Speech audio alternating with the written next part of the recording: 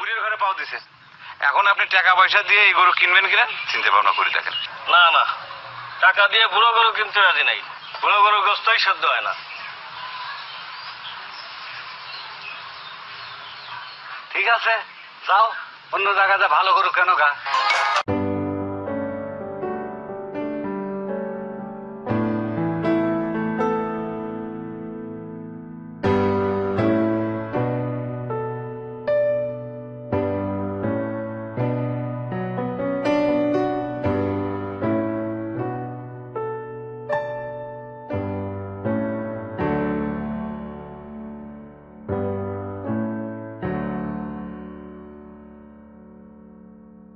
কাশু ভাই, গরুটা কি সত্যি সত্যি কি দাঁতের কানি ছেড়ে দিছে নাকি?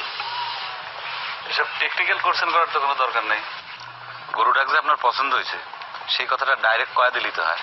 কথা অবশ্য মিথ্যা না, গরুটা উপরে দেখে আমার পছন্দ হয়েছে, কিন্তু সত্যি সত্যি যদি গরুটা বুড়ো হয়। আরে ভাই, জুয়েন বুড়ির হিসেব করার তো আপনার কোনো দরকার নাই।